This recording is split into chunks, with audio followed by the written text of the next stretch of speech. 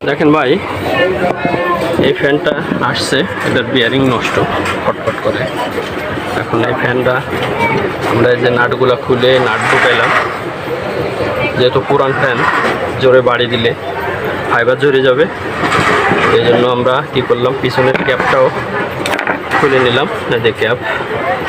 এখন আমরা একটু হালকা হিট দিব, হিট দেওয়ার পরে আমরা এই ফ্যানটা খুলবো।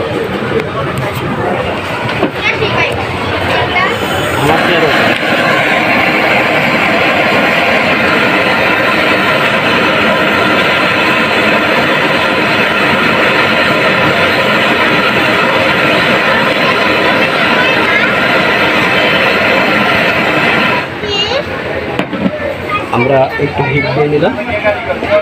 এখন আমরা এটা কী করবো, বাড়ি দিব, যে খুলে খুব সহজে ঠান্ডা করবো, আপনারা খুলতে পারবেন।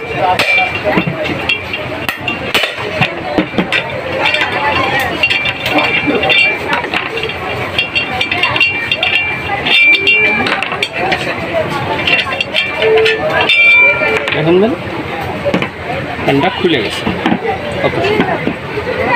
এখন আমরা বেয়ারিংগুলো চেঞ্জ করি। দেখছেন বন্ধুরা, কয়েলটা একদম চকচকা আছে, নতুনের মতো। ফ্যানটার পাংখা লাগাইলাম, বিয়ারিং লাগাইলাম, নতুন ক্যাপাসিটার লাগাই দিলাম। এখন ফ্যানটা কত সুন্দর ঘুরতেছে, ফ্যানের কোনো প্রবলেম নাই।